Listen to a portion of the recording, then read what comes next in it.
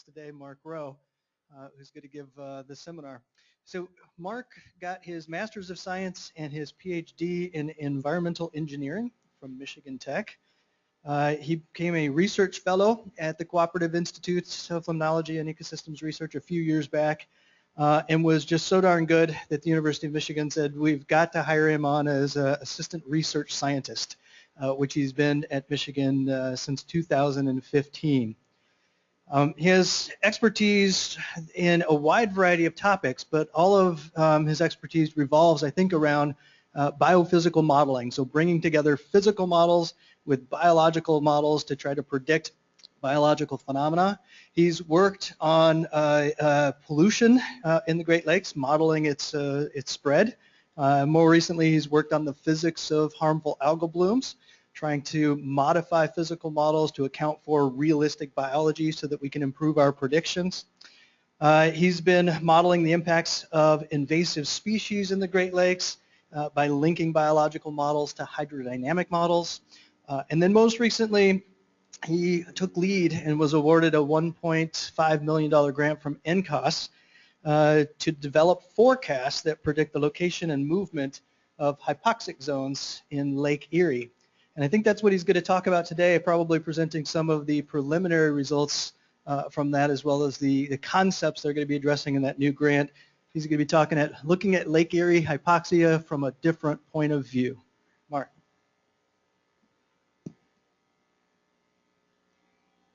Thanks for that introduction, Brad, and thanks everybody for attending, and for those of you who tuned in online. So as Brad mentioned, I'm going to be talking about a new project that we're beginning that'll have a focus on nearshore episodic events of hypoxia. And in this presentation, so I'm going to talk about some background and some preliminary results and put it in the context of the previous literature in the area and try to give kind of a general picture of what we know now about these nearshore episodic events of hypoxia and what we hope to learn through this project going forward.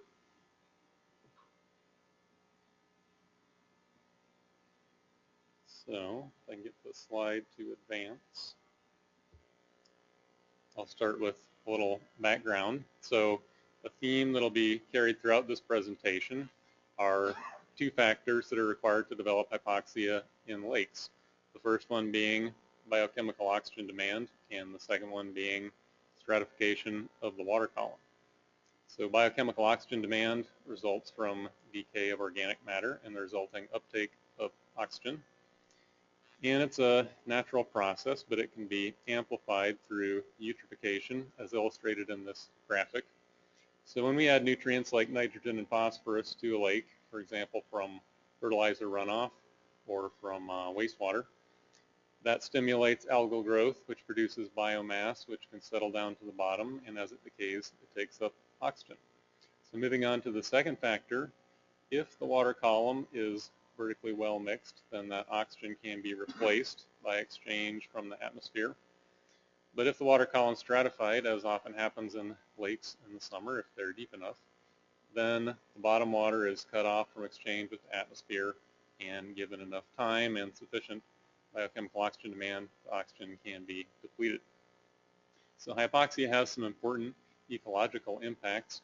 So it kills benthic organisms that are an important food source for fish. It can exclude certain types of fish from their preferred habitats, and if the fish can't move or get away from it, it can result in fish kills. So these two factors will be carried through the presentation, the first factor being mainly biological, and the second factor being mainly physical causes of hypoxia. So much of the research on hypoxia in Lake Erie and on hypoxia in general has been directed toward answering the question, how much would we have to reduce nutrient loads in order to eliminate hypoxia or reduce it to an acceptable level? And that answer, or that question, has been recently answered in a comprehensive manner for Lake Erie by a group of experts that was convened under the auspices of the Great Lakes Water Quality Agreement. And so they brought together all the data and all the various models that have been applied to simulate hypoxia in Lake Erie. And this figure is from their report, which shows hypoxic area in Lake Erie as a function of total phosphorus load, and each line in this figure represents a different hypoxia model for Lake Erie. And they came up with a recommendation to reduce the phosphorus load to Lake Erie by 40%, and that would reduce both harmful algal blooms and hypoxia to a reasonable level. And so the states and province of Ontario are in the process of developing plans to bring about that recommended reduction in phosphorus loads. So we can hope to see the root causes of this issue addressed, and we can hope to see a reduction in hypoxia in the future. However, it's likely that these changes will take some years to take effect, so at least for coming years, we don't know exactly how long, we may still see hypoxia occurring in Lake Erie.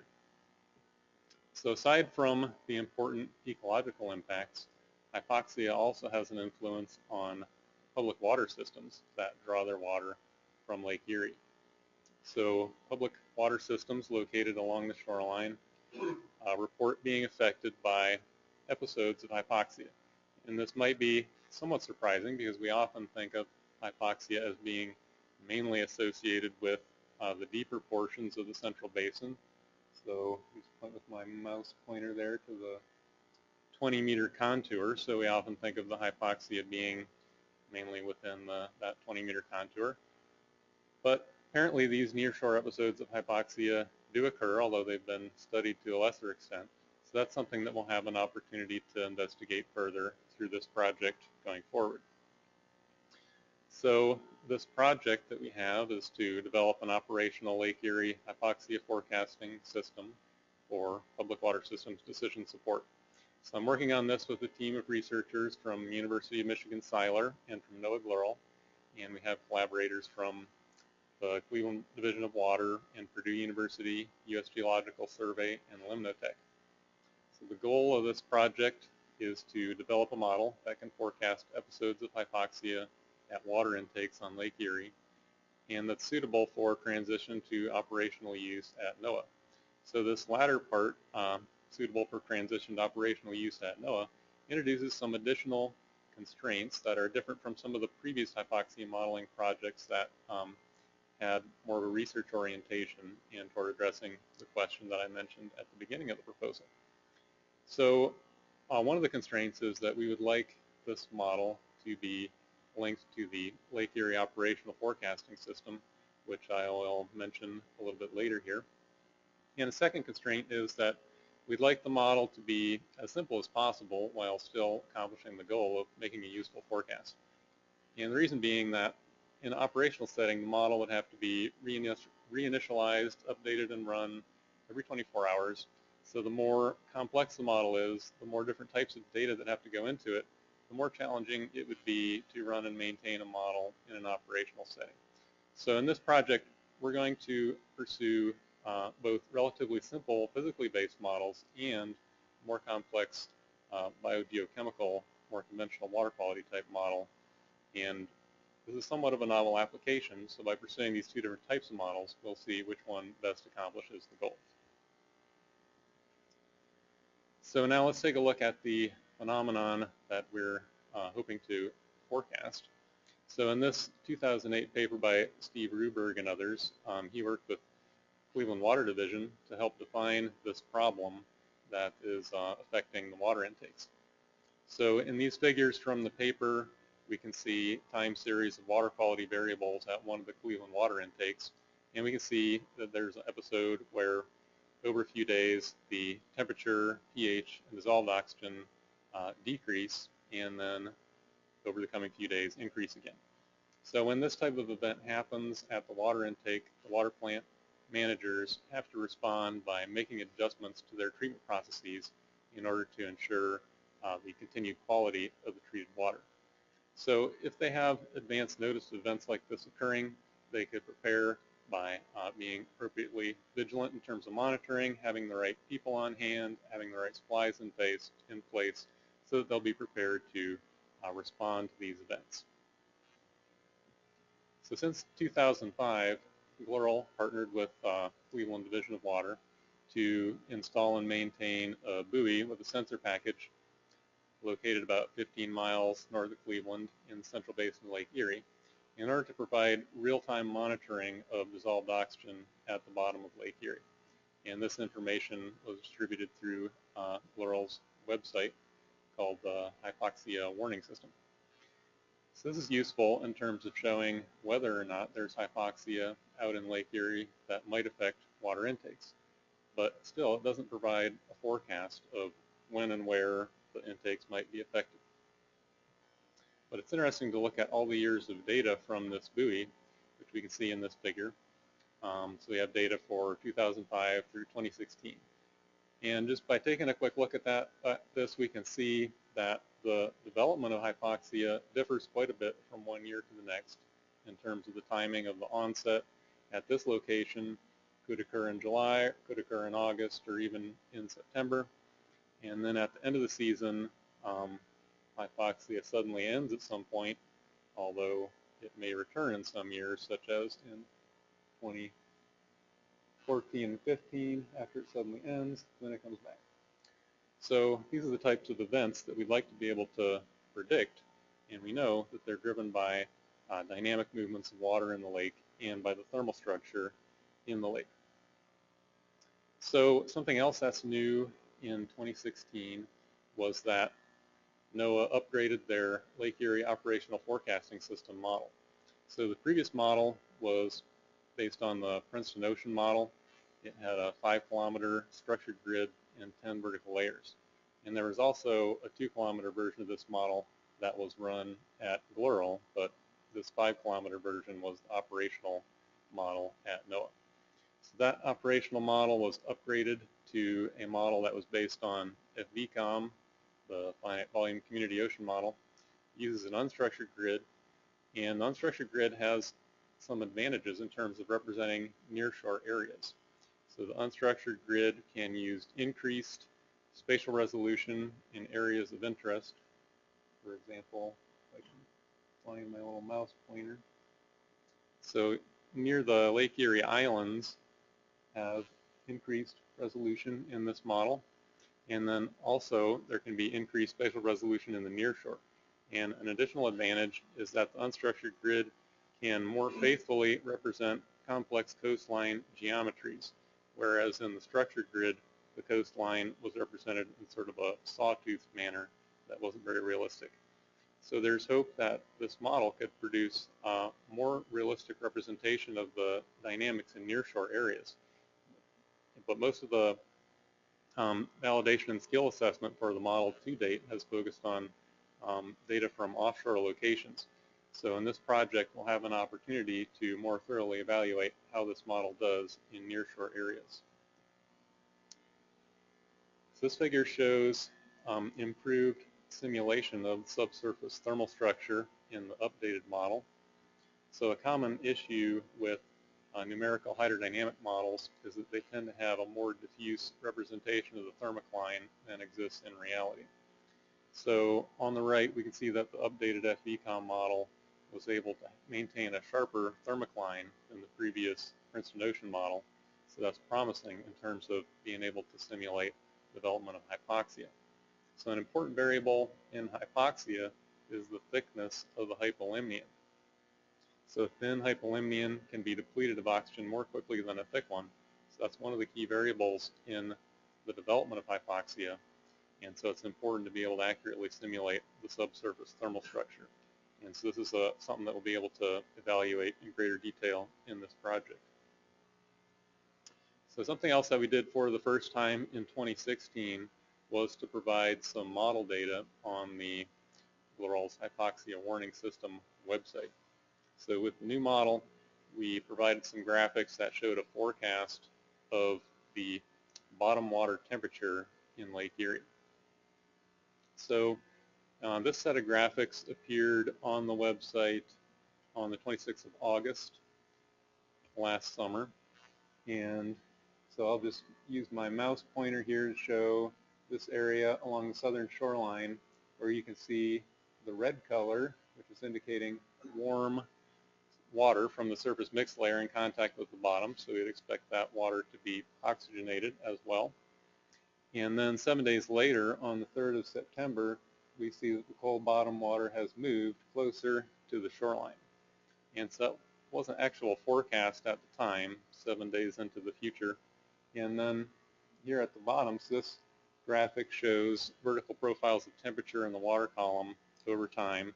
And again, the 7-day forecast showing an upwelling event happening at this location, which is close to the Cleveland water intake. So that's a forecast that's potentially useful in itself, although it's somewhat qualitative because it only simulates temperature. So although it's showing that this cold water, which might be hypoxic, is coming closer to the water intakes, it's not really providing a quantitative forecast. So we'd like to be able to do more of a quantitative forecast. But now looking back in retrospect, we can see what was actually happening at the water intakes during this upwelling event.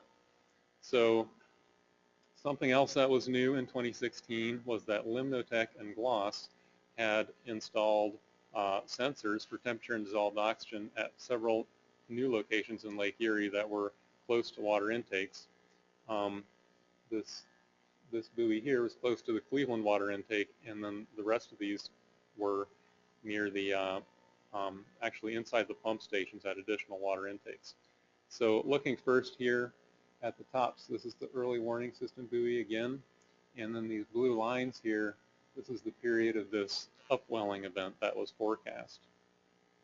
So we can see that the dissolved oxygen is gradually declining. Hypoxia exists at the offshore buoy at this time, but nothing in particular is happening at the time of that forecast upwelling event. Now if we look at the buoy that's located close to the Cleveland water intake, so the development of hypoxia at this location is quite different than the location further offshore. So see that hypoxia initiated in early in July as opposed to a month later in August at the more offshore location. And we can also see that there's some dynamic events happening here in September with sudden interruptions in the hypoxia. And then now moving on to the actual water intakes. So this sensor was in the pump station at the Ashtabula water intake, which is located quite close to shore really. And so we can see that there was an episode of hypoxia that happened here at this water intake that was associated with this upwelling event. And so moving from east to west, so this is the intake at Mentor, and we can see an episode of hypoxia happening there as well. And then water intake at Nottingham, so this is one of the Cleveland water intakes. So we can see this is located in a little bit deeper water than the other ones, closer to the thermocline, so we see more dynamic changes in the dissolved oxygen at that location, and there is an event associated with that upwelling. And then finally, the furthest west location at City of Avon Lake, and we can see an event of hypoxia happening there as well. So with this new array of sensors, we can see what was actually happening at the time that that upwelling event was forecast. So again, we'd like to be able to forecast dissolved oxygen as well as temperature. So let's see if I can get this slide to advance again.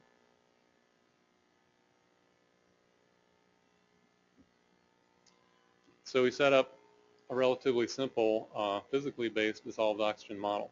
So as I mentioned, we're going to pursue both relatively simple and complex models. This one here, at a first attempt, is probably the simplest version. So this model we set up to have two state variables, dissolved oxygen and reduced substances, where reduced substances represents reduced substances that would diffuse out of the sediment as oxygen equivalents. That would represent things like ammonium, methane, sulfides, reduced iron, and manganese. And so in terms of processes, this model represents exchange of oxygen with the atmosphere, water column oxygen demand, sediment oxygen demand, and this diffusion of reduced substances. And it's also linked to the Lake Erie operational forecasting system, so it's simulating three-dimensional advection and diffusion of transport. So this model basically has three parameters, which in the simplest version we're going to set up as being just constant in space and time. So the water column, oxygen demand, sediment oxygen demand, and this diffusion flux of reduced substances. So we need to come up with values for those parameters. And those of you who were at the Agler conference last year might remember that this paper was presented as one of the keynote addresses. So here this is showing this aerial hypolimnitic mineralization rate, which is related to the average rate of oxygen consumption over the season for several lakes in Switzerland that this group studied. And so they found that, now these are all eutrophic lakes, so for eutrophic lakes, there was a predictable relationship here as a function of the hypolimnian thickness. So Lake Erie wasn't included in their data set, but we could put it on there just based on its hypolimnian thickness. And we can come up with this value of 0.7 for this hypolimnitic mineralization rate. And so that's actually quite similar to values that have been measured independently for Lake Erie. Now, in addition, in this paper, they measured this flux of reduced substances for all these different lakes, and they found that it was fairly consistent for eutrophic lakes from lake to lake, and that it was also the same as the intercept on this plot. So that's two parameters for our model. And so for the third parameter, we could look at this paper by Dan Rusinski and others, where they used a similar physically based dissolved oxygen model, except theirs was a one-dimensional vertical column model. And they set their sediment oxygen demand to a value of 0.7, same value I mentioned earlier, and they calibrated their model using this water column oxygen demand as a calibration parameter, coming up with different values for each year based on the rate of oxygen consumption that was measured over time for that. And so they also found that, at least after 1994, that this water column oxygen demand was correlated to the phosphorus load to Lake Erie. So that gives some hope that this might be a predictable parameter. And so for our model simulation here, I just took a value for this based on the more recent years from that figure. And so then we ran our model, and so now we can plot our model results on the same figure that I showed earlier at these locations in Lake Erie. So here, the black lines is the same data that I showed you earlier, and the red lines are from the model. And again, the blue lines here are this upwelling event that we saw earlier.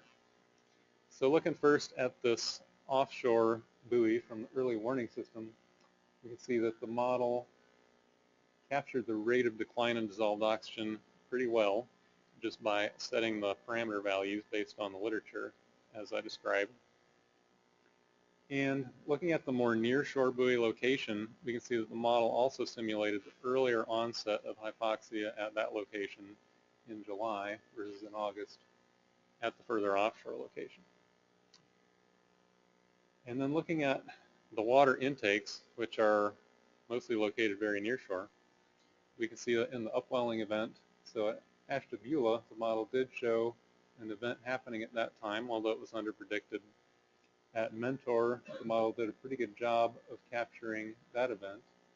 At Nottingham, the model also captured an event there of similar magnitude, and then also at Avon Lake simulated that event reasonably well. So now, looking out over the rest of the season, we see that the model hits some events and it misses others, so there's more work to be done, and we will work on improving that model as the project goes on. But for such a simple model, these preliminary results are encouraging. So now we can look at some of the spatial patterns of hypoxia in Lake Erie that came out of the model simulation. So looking at July, we can see that the model indicated that the hypoxia initiated in nearshore areas along the southern shoreline. And so that was consistent with the observations that we saw from the nearshore buoy, which is around here, and then the offshore buoy out here that showed later onset of hypoxia. So there's at least some observations to confirm that, but we don't really know whether the model is accurate in these areas because we don't really have observations there at this time. But as the season progresses, the model showed hypoxia moving from the near shore, filling in offshore, and then toward the end of the season, as the surface mix layer gets deeper and deeper and contacts more of the bottom, then that causes the hypoxia to retreat to deeper and deeper locations. So how realistic are these spatial patterns of hypoxia? So let's look at some of the literature on this question. So here's another paper that was recent. This is a modeling study by Sergei Bokhnayov and others. And so they also found that hypoxia was initiating near shore in their model and moving offshore. And they presented this as a novel result, saying that despite a widespread belief that Lake Erie hypoxia starts at the deepest parts of the basin, our results present first numerical demonstration that both hypoxia and anoxia start in the near shore and move out. Although they didn't have observations in the near shore to test their model in that particular case. So where would this perception have come from that hypoxia starts in the deepest parts of the lake first? So here's another paper. This is perhaps the most recent comprehensive attempt to estimate the spatial distribution of hypoxia in Lake Erie. This paper focused on the offshore survey stations from US EPA and Environment Canada. And all these stations are located in greater than 20 meters of water, so the deepest parts of the central basin. So they produced these estimated maps of hypoxia for each year for which there were data in the surveys.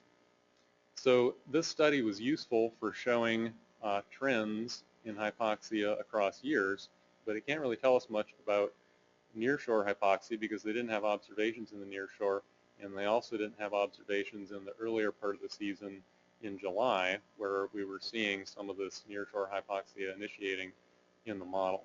So while this study is interesting and useful, it doesn't tell the full story. So let me get my slide to advance again. So here's another study that focused on nearshore hypoxia. So in this study, Richard Krause and others did some surveys. So these colored figures on the right here, this would be just a snapshot in time showing August 2011. They were finding some hypoxia around the 15-meter contour in this location near Fairfield Harbor in Ohio, Fairport. And then in 2013, the hypoxia was a little bit further offshore. And they also put out data loggers between the 15 and 20 meter contours in Lake Erie. So their shallowest location was this 13.8 meter station. And so they found in the red line on this figure that they were seeing hypoxia at that location and that it was quite dynamic and episodic. So this is the kind of rapid variation in water quality parameters that would be frustrating for water intake managers.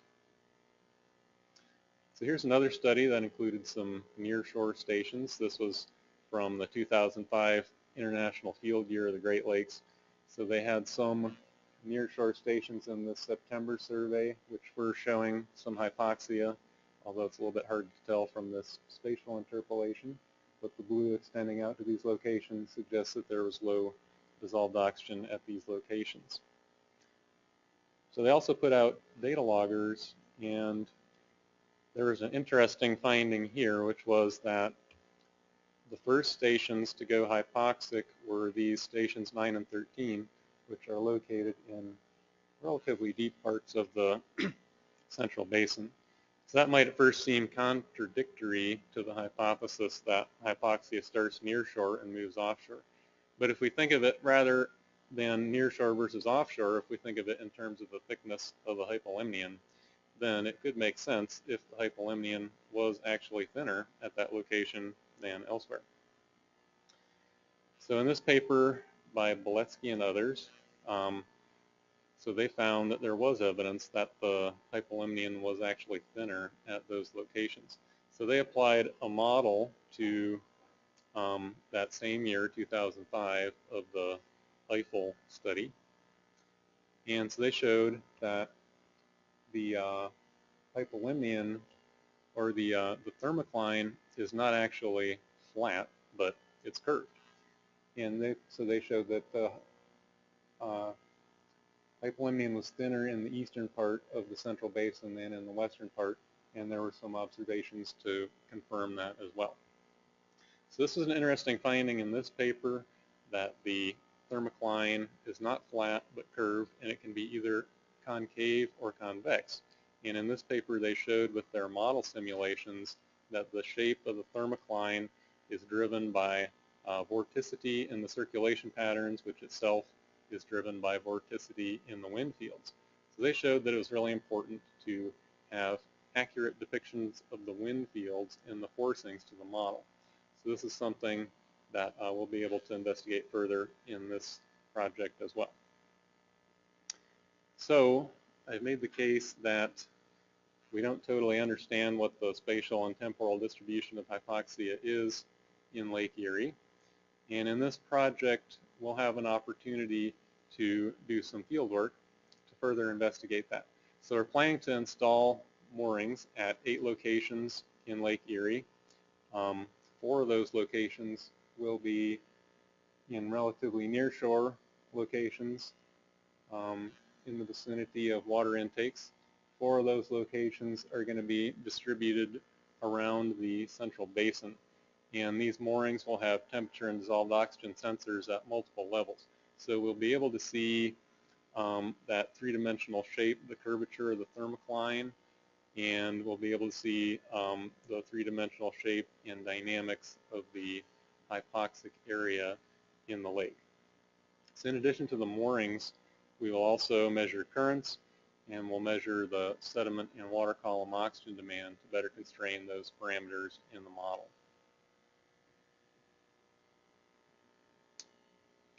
And if I can just advance to my last slide. So in summary, the spatial and temporal extent of hypoxia is variable and not well known. So physical variables influence episodes of nearshore hypoxia, including the hypolimnion thickness, which is an important driver of how long it takes to develop hypoxia, the meteorological forcings and circulation patterns in the lake. Spatial and temporal variability of the biochemical oxygen demand may also be important, but we have relatively few observations. So we're also developing this biophysical dissolved oxygen model, which could hope to better simulate those spatial patterns of the biochemical oxygen demand. And finally, improved models and increased monitoring of nearshore hypoxia will improve our understanding and predictability, which is of interest to public water systems. So thanks for your attention.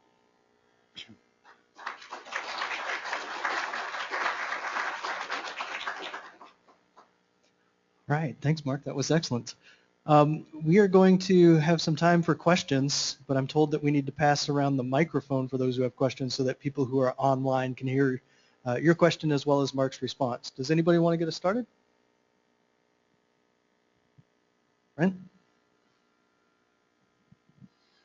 One of the early slides showed a temperature profile with time measured at some point, and it seemed to have sort of a sawtooth pattern on the bottom of the thermocline that I'm tempted to interpret as an internal seiche. Do you have any idea where? No, I remember the slide had a header that seemed to say that it was from the Global website. Okay. Let's see. Yeah, I think it's earlier in your talk. Yeah, this one, the figure at the bottom. Uh-huh. So it has that sawtooth at the bottom. I'm wondering, you have any idea whether that interacts with hypoxia? So this pattern here, so that seems to be like the 18-hour period of the near inertial oscillations of the thermocline. So yeah, if there's a vertical gradient, so the water's kind of moving up and down, in that pattern. So if there's a vertical gradient in temperature or a vertical gradient in dissolved oxygen or any other variable, as that moves across the fixed site, then you'll see oscillations in those variables as well. So you can see that same 18-hour period oscillation in some of the water quality plots as well.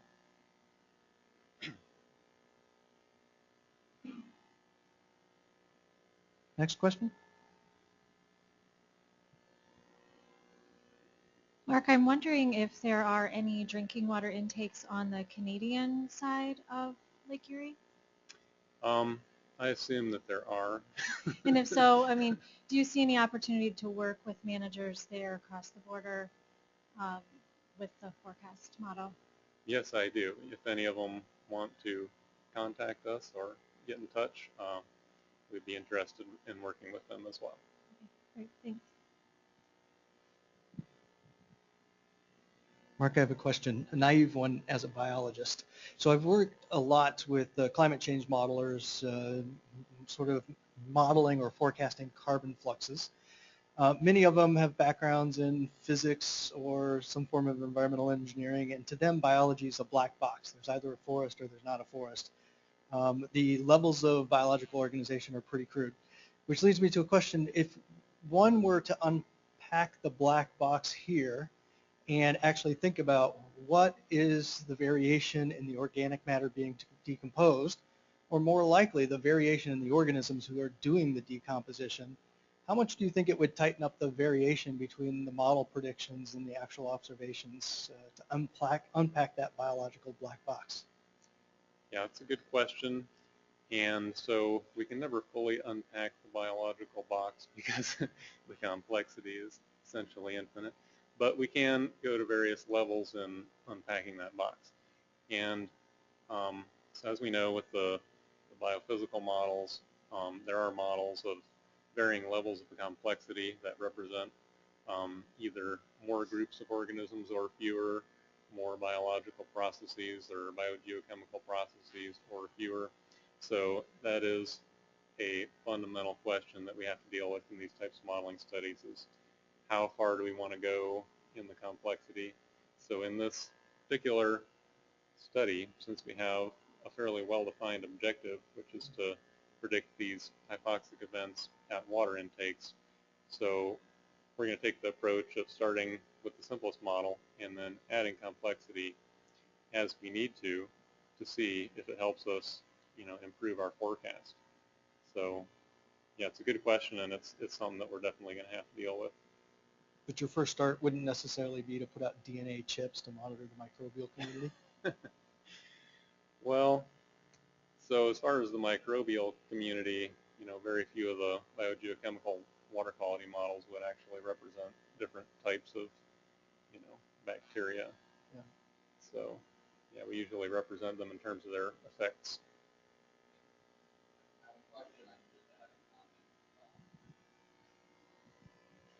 Just to add to the conversation there, it's not fully looking at the biological differences that are causing the differences in rates, but we will be assessing sediment oxygen demand and water column oxygen demand rates at different seasons and different spatial locations so that we can sort of tease apart if there's obvious differences to, the amount of organic matter produced and the timing of when it's produced and reaching the bottom. So we'll compare, early season and late season and then 3 different habitats that might have different depositional characteristics. So we'll be able to tease apart a little bit of the biology influence on the SOD parameter.